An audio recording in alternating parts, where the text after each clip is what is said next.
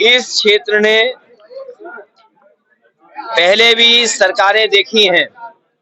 जो आज बिजली का इंतजाम जो बेहतर दिखाई दे रहा है, जो फीडर सेपरेशन का काम है, वो समाजवादियों की सरकार के समय के फैसले हैं, जिसका परिणाम ये है कि किसान को और शहर में या शहरी आबादी में जो लोग रह रहे हैं उन्हें पर्याप्त बिजली समय से दे पा रहे हैं। यहाँ के चीनी मिलों के और खासकर गन्ने के किसानों की कीमत हमेशा समाजवादियों ने बढ़ाई। मोरना चीनी मिल की कैपेसिटी बढ़े, सरकार बोल के तो चली गई, लेकिन मोरना चीनी मिल की कैपेसिटी कैसे बढ़ेगी उसके बजट के लिए इंतजाम कोई नहीं किया। लेकिन समाजवादी पार्टी जीतेगी, सदन में अभी आवाज उठाएगी, सरकार को घेरेगी और सरकार बनने पर कैपेसिटी जैसे कई चीनी मिलों की क्षमता बढ़ाई थी उस हिसाब से बढ़ा करके करेंगे और किसान के सामने कभी भी पेमेंट का संकट ना हो, वो मैकेनिज्म, वो व्यवस्था, वो पॉलिसी बनाने का काम करेंगे जिससे सरकार, चीनी मिल और हमारे किसान के सामने कभी संकट पैदा ना हो। लोग तो ये भी कहते थे कि गंगा की धारा लेकर के आएंगे। क्या गंगा की धारा पहुंच गई? देखिए, जो डिवाइड एंड रूल, डिवाइड की हिंदी जो है उसी से भारतीय जनता पार्टी ने नारा निकाला। जो नारा निकालने वाले थे वो आपस में बट गए और बड़े बड़े नेता उनके उस नारे से किनारा कर रहे हैं। उस नारे से कैसे पॉजिटिविटी निकालें, ये भारतीय जनता पार्टी की नकारात्मक सोच है जो जनता के सामने आई है नारे के माध्यम से।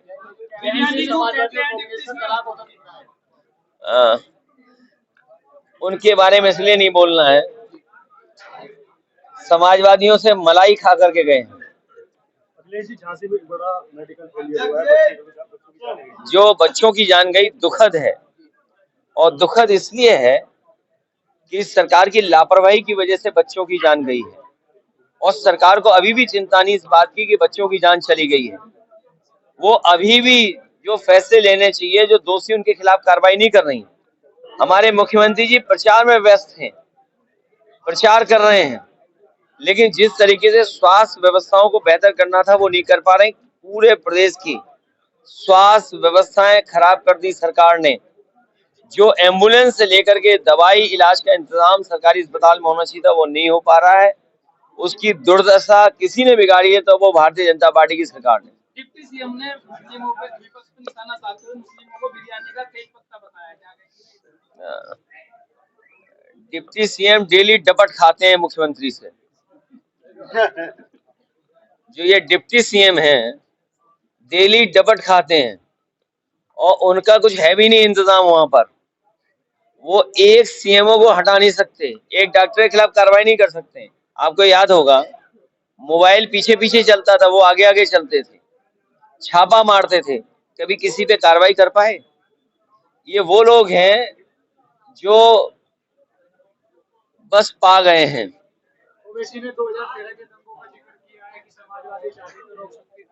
समाजवादी पार्टी हमेशा भाईचारा बना रहे, भाईचारा के पक्ष में है। ओवैसी ने बोला है कि अखिलेश यादव अपने परिवार का आरक्षण बढ़ाते हैं कि अपने परिवार के लोगों को ही चुनाव लड़वाते हैं।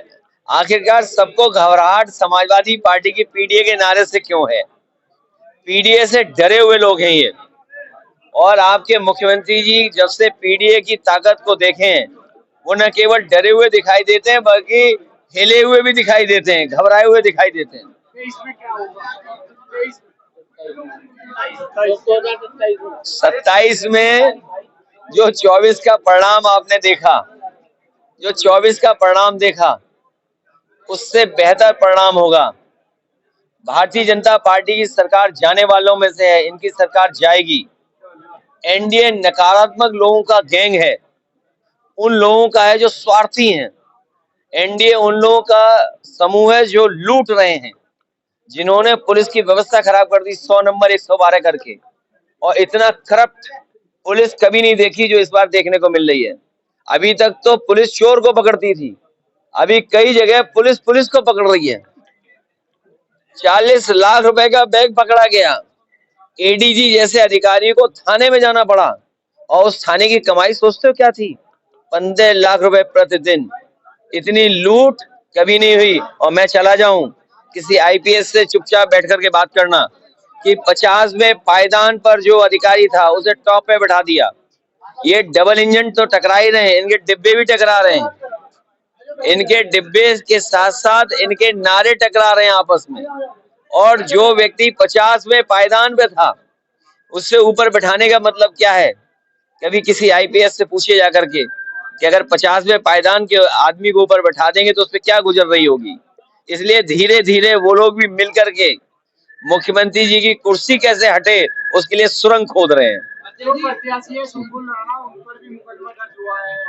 ये सरकार का पुराना तरीका है डराने का। सरकार आपके गठबंधन पर लगातार निशाना साधती है कि अखिलेश और राहुल में खटपट चलने लगी, क्या कहेंगे?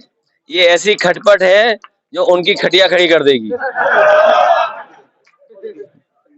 Thank you. धन्यवाद।